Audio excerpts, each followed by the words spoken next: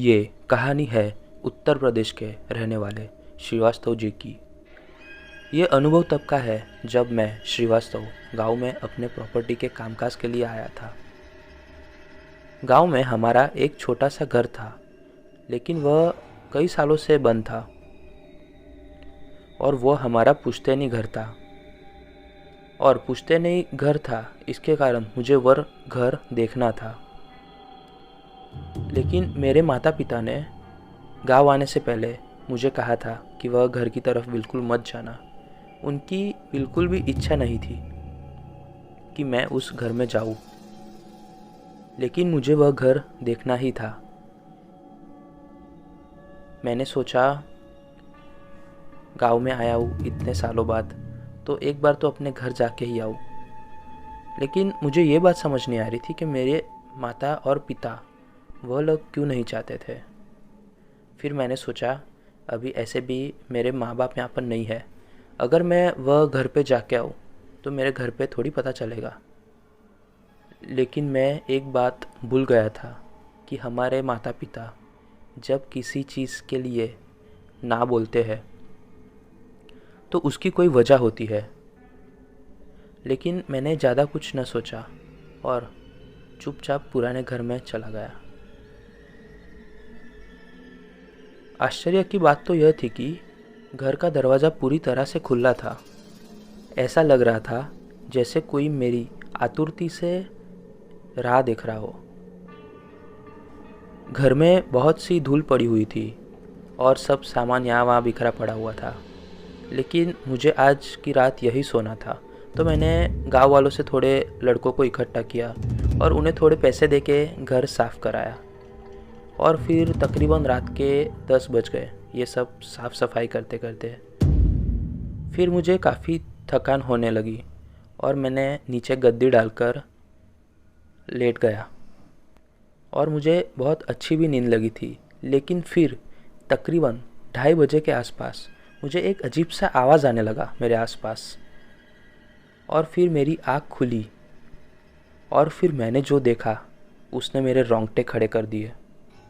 मैंने देखा एक औरत की खौफनाक आकृति मेरे सामने दीवार के उस तरफ मुंह करके बैठी हुई थी। उसका शरीर पूरी तरह से काले कपड़े में लिपटा हुआ था और खिड़की के साइड से थोड़ा सा चांद का प्रकाश अंदर आ रहा था। चांद के वह थोड़े प्रकाश में वह काला खौफनाक साया बहुत भयानक दिख रहा था। लेकिन आगे और भी कुछ बहुत भयानक होने वाला था। अब वो आकृति मेरी तरफ पलट रही थी और शायद अब वो मेरी पास आने की कोशिश करने वाली थी। यह देख के मैं बहुत डर गया था, क्योंकि मैंने पहली बार ऐसा कुछ देखा था। और बात तो यह थी कि वो काला साया बहुत भयानक और आधा दीवार के अंदर घुसकर बैठा हुआ था। यानी ऐसा लग रहा था कि वो एक परछाई है या एक शरीर है, कुछ समझ ही नहीं आ रहा था। उस वक्त मैंने पहली बार महसूस किया था कि डर क्या होता है। मैं बहुत डर गया और मैंने कंबल से अपना मुंह ढक लिया और पूरी तरह से अपने आप को कवर कर लिया। आगे क्या होने वाला था मुझे बिल्कुल नहीं पता था। मैं उस वक्त बहुत डर गया था। ठंडी का मौसम था, लेकिन मुझे उस वक्त पसीना छूटने लगा था। मैं तकरीबन 1.5 घंटे तक ऐसे ही कंबल ओढ़े अंदर बैठा हुआ था। और फिर थोड़ी देर बाद मेरे ऊपर किसी ने हाथ डाला, ऐसा मुझे महसूस हुआ। ऐसा लग रहा था कि कोई मेरे साइड में बैठा हुआ है और वह मेरी राह देख रहा है। वह चीज़ जो भी थी या जो कुछ भी था, मुझे नहीं पता वो क्या था, लेकिन वह यह राह देख रहा था कि मैं अपना कंबल मेरे ऊपर से हटाऊं। और शायद अगर मैं अपना कंबल हटाता तो शायद मैं आज आपके सामने न होता। मुझे नहीं पता वो क्या था, लेकिन वो जो मैंने महसूस किया था वो मैं आज तक नहीं भूल सका। जब मैंने अपना मुंह कंबल से ढका हुआ था तो मेरे साइड में अजीब सी चीज़ें होने लगी थी। जैसे कि ऐसा लग रहा था जैसे कि कोई मेरा कंबल खींच रहा हो। और कोई मेरे ऊपर हाथ डाल के बैठा है या कोई अपने हाथ डाल रहा है मेरे ऊपर। और एक अजीब सी आवाज़ आ रही थी। ऐसा लग रहा था कि कोई ठीक मेरे साइड में ही बैठा है और वो राह ही देख रहा है कि मैं कुछ करूं। लेकिन मैं चुपचाप सवेरे होने तक ऐसा ही पड़ा रहा। वह रात मैं कभी नहीं भूल सकता। वह पूरी रात मैं ऐसे ही कंबल ओढ़ के अपनी आँख खुली रख के जग रहा था।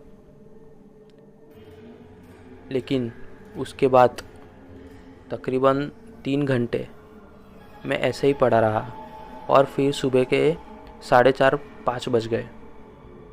और फिर जैसे ही सवेरे का समय हुआ, चिड़ियाओं की आवाज़ें आने लगी, पक्षियों की आवाज़ें आने लगी। और फिर तब मैंने सोचा कि अब थोड़ी सी डेयरिंग कर लेते हैं, क्योंकि कब तक ऐसे ही पड़े रहेंगे। और फिर मैंने अपने ऊपर से कंबल निकाला। और जब कंबल मैंने निकाला तो मेरे आसपास कोई भी नहीं था। और तब सवेरे हो चुकी थी, आई थिंक ब्रह्म मुहूर्त था।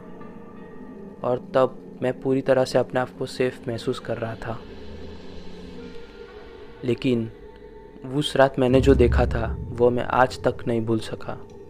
मुझे पता है कि वह कुछ था, एक ऐसी शक्ति थी जो हम देख नहीं सकते या समझ नहीं सकते, लेकिन महसूस ज़रूर कर सकते हैं।